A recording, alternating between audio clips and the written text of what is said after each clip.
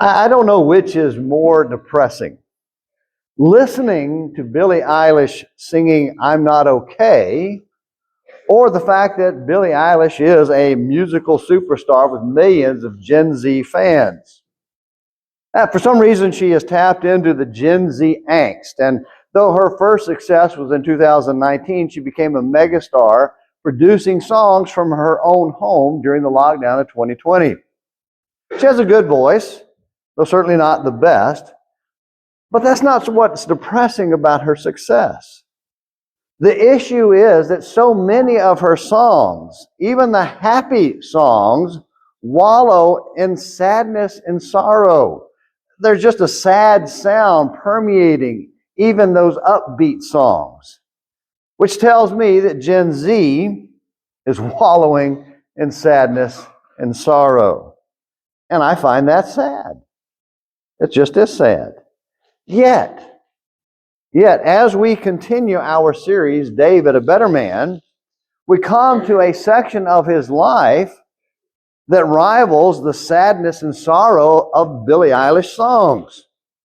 As a fellow musician, David tapped into a similar spirit of sadness and sorrow because, unlike Billie Eilish, he lived it. He lived it for real. He lived a very sad and sorrowful life for a dozen years. Because as we look tonight at David's A Better Man, we're going to look at a lesson called Forged in Fire, from the Valley of Elah to the shadow of death. Basically from Goliath to Psalm 23. This section of David's life that we're going to be covering tonight covers about a dozen years and covers from 1 Samuel 18 through 1 Samuel 30. So it covers 13 chapters. And so we're not going to be able to read all of it. We're not going to be able to cover all of it by any stretch, but just something that there's a sorrow there and a difficult time for him. In fact, I thought about starting this off or calling this Wasted Days and Wasted Nights from the old song from the 60s and 70s, but y'all know Billie Eilish. How many of you know Wasted Days and Wasted Nights? That's an old song. Anyway, so what we've done so far in looking at David's life, and we'll have 3 more lessons from his life to finish it up through the end of the year, but we've seen his humble origins as a little boy growing up who was just a shepherd boy out in the middle of nowhere, the 8th son of a relatively insignificant family in a backwoods village, who went from that to be called a man after God's own heart and be anointed as Israel's next king. We saw that previously. Then we saw him go from watching his sheep to killing the giant Goliath as a bold believer, leading to a massive victory over the Philistines. And then our last lesson was about the value of his friendship with Saul's son in a lesson we called You've Got a Friend in Me. And so those are the 3 things that we've been through so far in our study of David. However, we must not think that David went straight from the pasture to the palace in becoming king, and I think sometimes maybe we do, but there's a long period of time where he is forged in fire, where he has to be living in a difficult life, a difficult time, and this what we call from the Valley of Elah to the shadow of death is a time period defined by 4 words: harried, hiding, hangry, and hurting. And those are the 4 words that we're going to use to kind of describe this period. And as I said, there's just so much text here. There's no way we're going to read it all. There's no way we're going to cover everything. And so if we skip over your favorite story, I'm sorry. We're just doing the best we can in the little time that we have tonight. And I'll try to keep it a little less than 40 minutes like I didn't do with this morning's sermon. Let's talk about this word harried first. Harried is the idea of being beset by problems, harassed. And that is certainly the life of David for the dozen years or so that began soon after his recognition as the champion of Israel, who defeated Goliath. And then when everywhere Saul sent him to fight against the Philistines, he succeeded, and the people loved him, and they thought he was the greatest thing since sliced bread. And 1 Samuel 18, verse 7, it says, the women sang as they played, Saul has slain his thousands, and David his tens of thousands. And so everywhere David went, he succeeded. And so this was a time frame that should have been a glorious period for David. But Saul was jealous of him. In fact, the harassment began with an attitude of jealousy with Saul, beginning in verse 8. Right after his defeat, not long after, we don't know exactly how long, but not long after his defeat of Goliath, Saul becomes jealous. Verse 8, then Saul became very angry, for the saying displeased him. And he said, they have ascribed to David 10,000s, and to me they have ascribed thousands. Now what more can he have but the kingdom? And Saul looked at David with suspicion from that day on. So for that day on, until Saul died, there is a constant harassment of David as Saul is continuing to pursue him and to look at him with jealousy and with fear and concern for the rest of his life. And so this led to constant attempts on his life. Verse 10 says, now it came about on the next day that an evil spirit from God came mightily upon Saul, and he raved in the middle of the house while David was playing his harp with his hand as usual, and a spear was in Saul's hand. Saul hurled the spear, for he thought, I will pin David to the wall. But David escaped from his presence twice. So David stuck there for a little while, and he tried it again. And after the second one, David had to escape and get out. And so this began a period of time where David is constantly being pursued by Saul. There's another attempt later on where David is brought back into a fellowship with Saul, and he's playing for him again, and Saul once again tries to kill him. And then he says, well, if that's not going to work, if you may remember, he said, all right, I'll have the Philistines. So I'll send him out as my leader against the Philistines, and I'll have him go and kill 100 Philistines, so that as a dowry for my daughter, Michal, to be his wife. But none of that works. But all of this is the effort of Saul to kill David, either by his own hand or by the Philistines. And then later he just tells his own children and his servants, kill David. In chapter 19, verse 1 says, now Saul told Jonathan his son and all his servants to put David to death.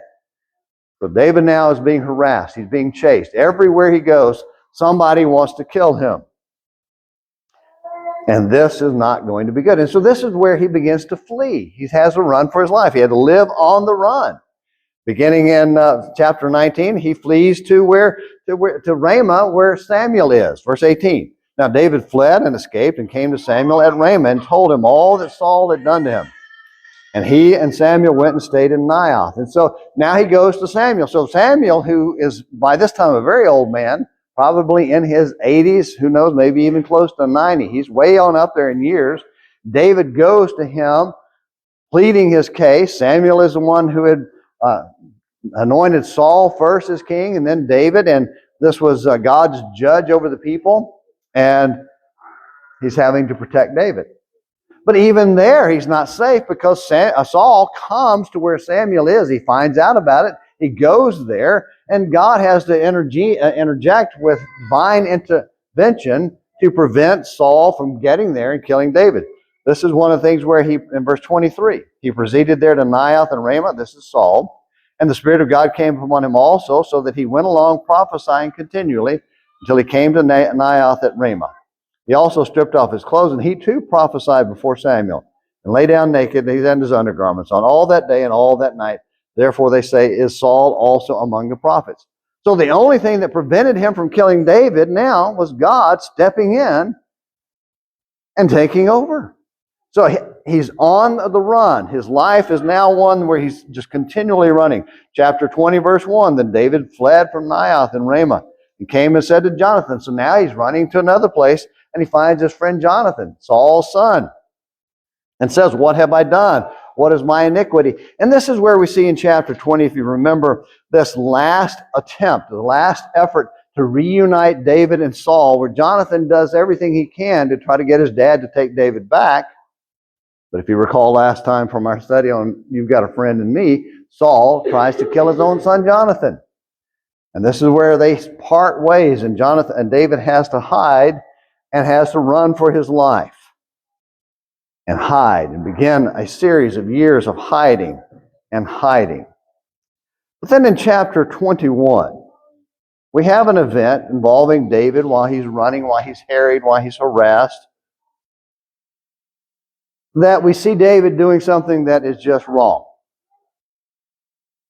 A very bad thing happens here. Chapter 21, we see him going to the priest in Nob, where Ahimelech is the high priest, the great-grandson, I think, of Eli, who had been the high priest during when Samuel was a boy.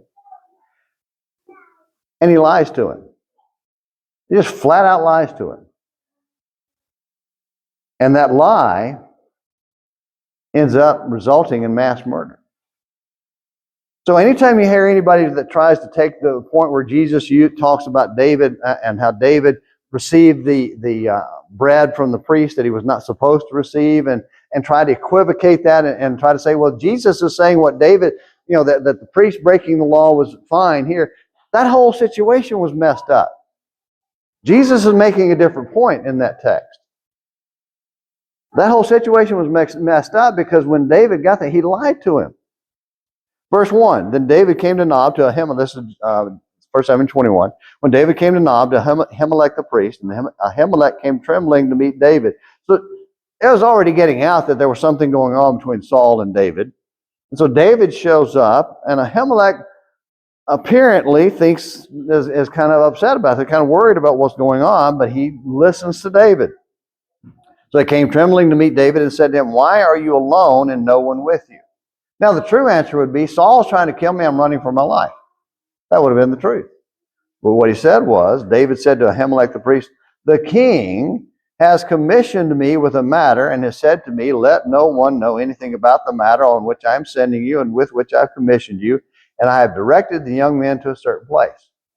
So he lies, first of all, saying he's on a mission from the king, and that there are other young men with him, that he's with a group of soldiers. And so he asks for some bread. And so the priest says, well, all we got here is the holy bread, and they change that out on the Sabbath day, every seventh day, they change it out. So they had the fresh loaves, and they said, we'll give you these 12 old loaves that are a week old, but it's bread, as long as you can tell me that the young men are not ceremonially unclean. And David's lying about the young men, and he says, oh, they're clean, they're fine. Lie upon lie upon lie. And then as a result in chapter 22, they're murdered. Saul comes along and says, why did you conspire with David against me, and has Doeg, an Edomite by the way, kill them all? And I want you to notice, he doesn't kill just the high priest. He goes on and he kills a whole bunch of other people. Let's look at this more in chapter 22. And in verse 19, it says, and he struck Nob, the city of the priest, with the edge of the sword, both men and women, children and infants, and oxen and donkeys and sheep, and he struck with the edge of the sword. In verse 18 says he killed 85 men who were among the priests who wore the linen ephod. So don't let anybody try to fool you that what happened between David and Ahimelech was okay, that Jesus was approving of that. It was a massive lie that led to mass murder. Well, that takes us to the next word, hiding. David now goes into hiding. He has to spend everywhere he can. After he lied at Nob, he tried to hide, and of all places, among the enemy. Go back to chapter 21. In chapter 21, he goes down to Gath. Gath is a city of the Philistines. Do you remember? Anybody remember what famous star came from Gath?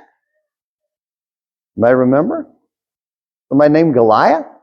So Goliath of Gath. So of Gath, David goes there to hide, and it's pointed out that, hey, wait a minute, isn't this the guy that they sing about? Saul has slain his thousands, and David his tens of thousands. And so David now he's gone from lying to what he's doing to the priest. Now he starts lying to the Philistines because he starts acting like he's lost his mind. He tries to act crazy. Verse 13. So he disguised his insanity before them and acted insanely in their hands and scribbled on the doors of the gate and let his saliva run down his beard. So he's having to act like he's lost his mind to try to save his life. So he is, and that's what happens when people get harassed and harried. They do things that they should not do. And so he's going to a place that he should not have gone. Instead of trusting God, He's gone to a place he should never have gone. So as a result of that, he goes and hides in the cave of Adullam, and another place there out in the wilderness. And there, while he's there, he begins to collect supporters. Chapter 22, verses 1 and 2. He says, so David departed from there and escaped to the cave of Adullam, and his brothers and all his father's household heard of it. They went down there to him, so they weren't safe, and they went down there with him. Verse 2, everyone who was in distress and everyone who was in debt and everyone who was discontented gathered to him, and he became captain over them. And there were about 400 men with him. And so David now is beginning to collect his own personal army, but he is still having to hide from Saul. So he left his family in Moab. Remember, his great-grandmother Ruth was a Moabite. So he goes to the capital of Moab and leaves his family there so that they'll be safe, and goes and hides in the forest in chapter 22, verse 5. And then he goes, and there's a town that's being attacked by the Amalekites. He goes and he rescues them in verse 20, in chapter 22 and verse chapter 23, that is. But while he's there, he goes out from the city and hides in the wilderness outside the city. But then Saul finds out about it, and David has to ask God what to do, and so he says, God, is Saul going to come after me? And the priest with God answered, yes, he is. God, are these people that I rescued going to turn me over to Saul? Yes, they're going to betray you and turn you over to Saul. So he had to run again and hide in another place of wilderness. And this is where we have, I think, one of the funniest stories in this whole thing. I call it Coming Around the Mountain. Chapter 23. And this is in chapter 23, down in verse 26. No, 20, let's see, where am I? Yeah, 21, verse 26. Well, I got the wrong passage there. 22. Yeah, 23. I knew it was in 23. 23, verse 26. Saul went on one side of the mountain, David and his men on the other side of the mountain. And I just see it in my mind. You know, here's Saul with his men going around one side of the mountain, and then here's David and his men on the other side of the mountain, and they're kind of just going around the circle. They're chasing each other. And then verse 26 continues. David was hurrying to get away from Saul, for Saul and his men were surrounding David and his men to seize them. But God intervened. A Philistine attack intervened. Verse 27, a messenger came to Saul saying, hurry and come, for the Philistines have made a raid on the land. And so he has to go away. But he's leaving him there almost caught, almost at the end of his rope. So he's continuing to be in hiding. And then later, we have the account in chapter 24 where David's hiding in the wilderness, and he goes in a cave. Saul's chasing him, and Saul goes into the cave, and David cuts off a piece of the cloak and had an opportunity to kill him, but refused. And that was the first of two opportunities that David had to kill Saul, but he refused because Saul was God's anointed, and David wouldn't do it. So even while he's harried, and even though he makes some really bad decisions, he still has a heart after God and is still trying to serve God. And so he does not, even while he's hiding, he doesn't go out and kill Saul like he had the opportunity to do. After this, after David spared Saul's life, Samuel dies, and then we come to where David was hangry. All right, anybody here not know what hangry means? Never heard the phrase? All right, everybody, hangry is the anger you get when you're hungry. All right, it's just taking hungry and angry together, because as guys, especially guys, we get hungry, we get a little grouchy.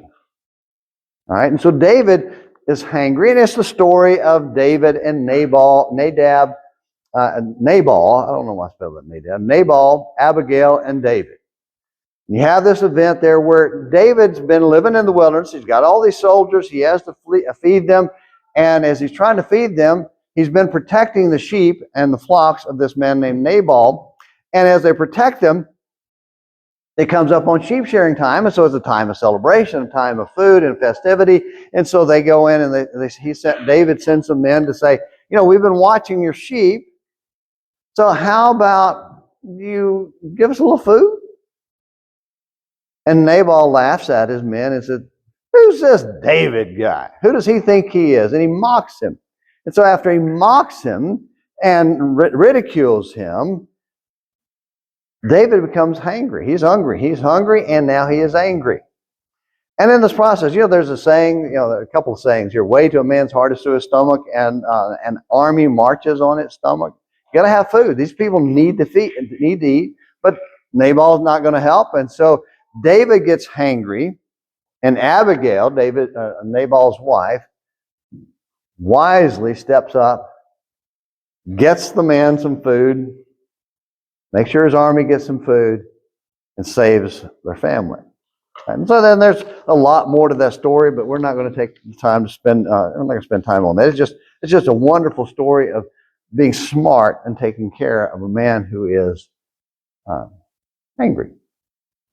Well, that takes us to the fourth word, last word, hurting.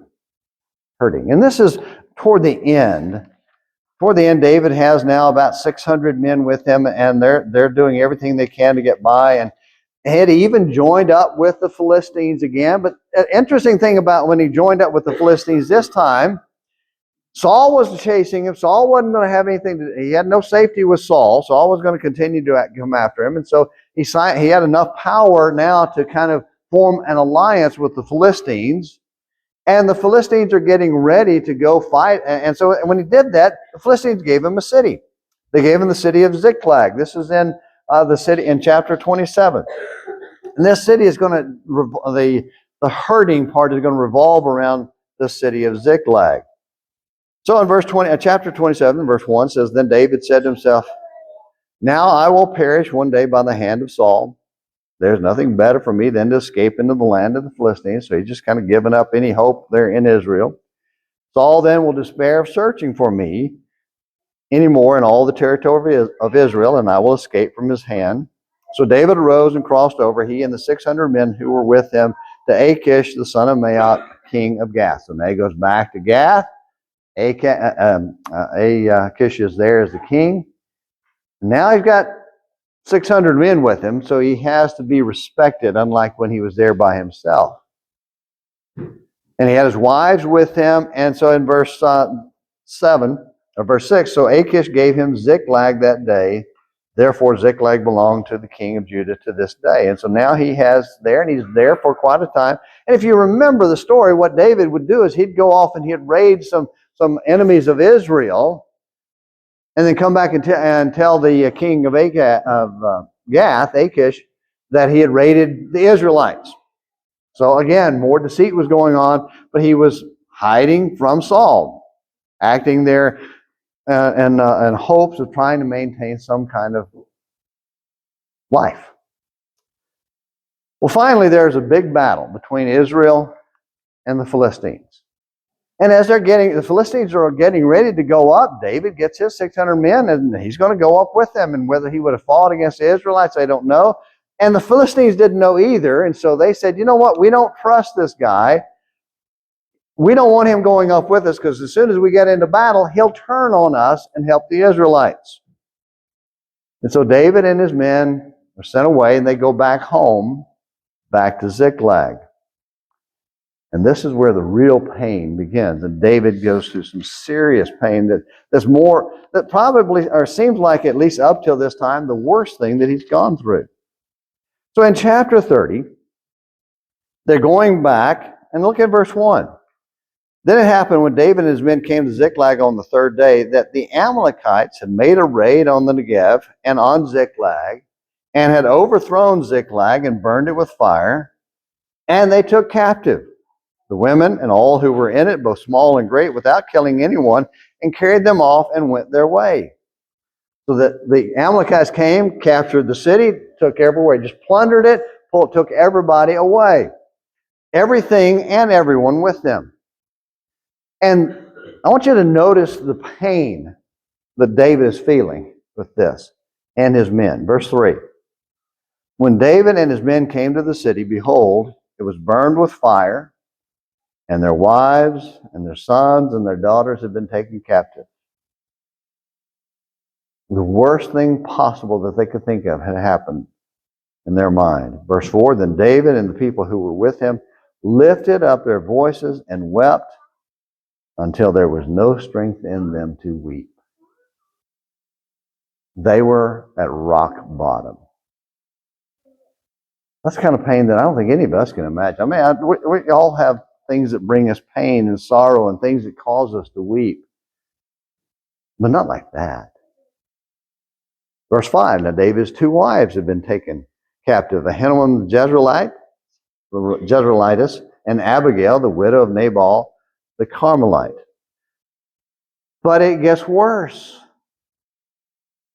Not only has all of their family been taken away, and all of their stuff, and they're at the rock bottom, now David's men are turning on him. Verse 6. Moreover, David was greatly distressed because the people spoke of stoning him. For all the people were embittered, each one because of his sons and his daughters.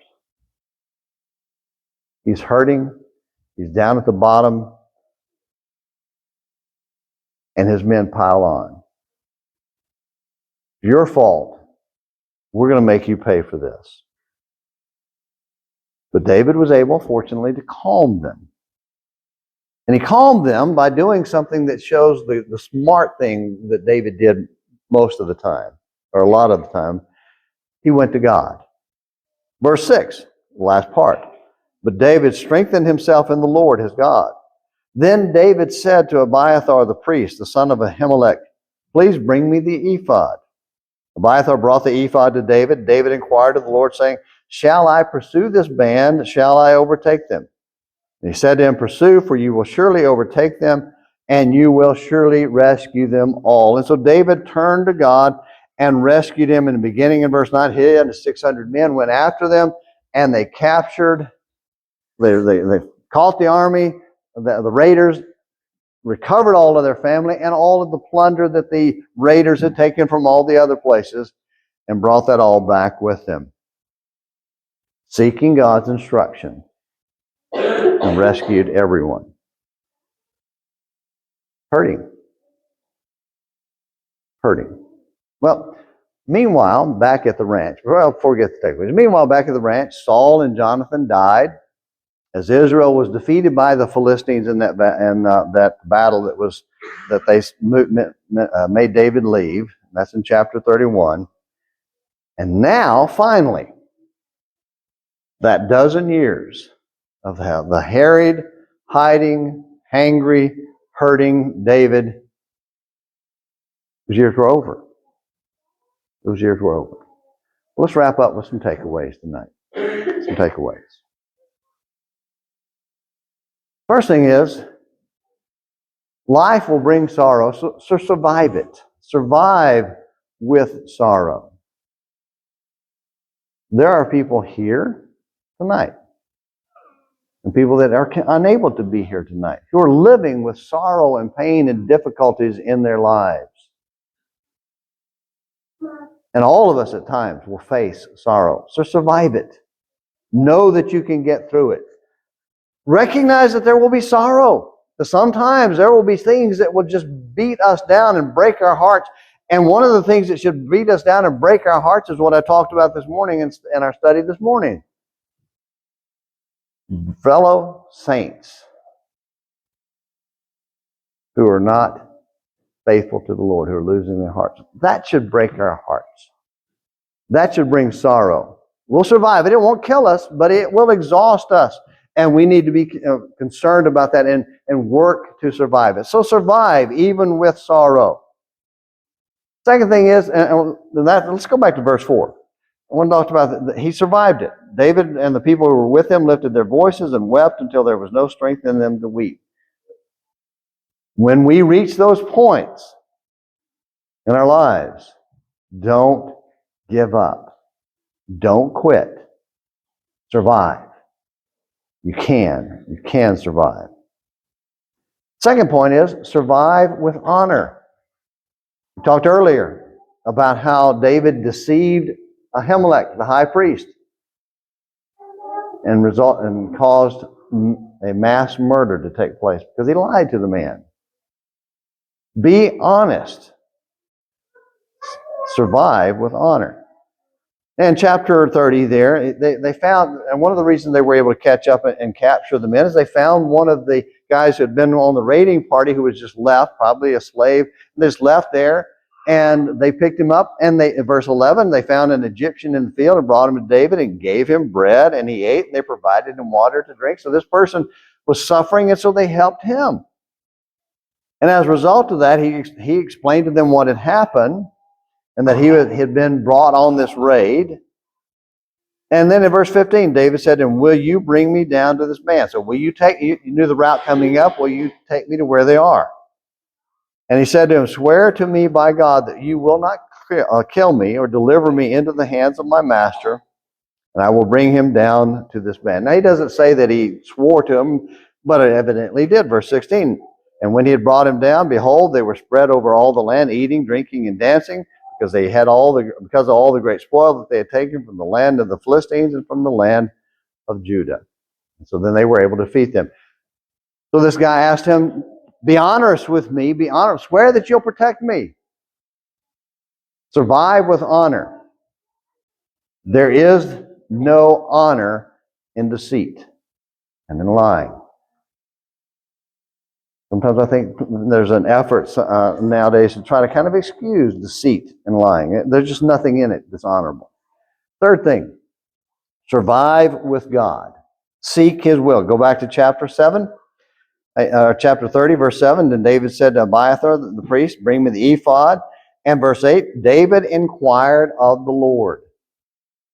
You want to get through difficulties in life, you want to get through the problems that you have, come to God's Word. Seek comfort from God. Seek comfort from God. Seek comfort from God's people, but seek comfort from God and seek His Word. Find out what God wants for you to do and how God wants you to live through whatever it is you're going through, and put your faith and your trust in God. Rely on Him. Seek His will. So, our life will be forged in fire.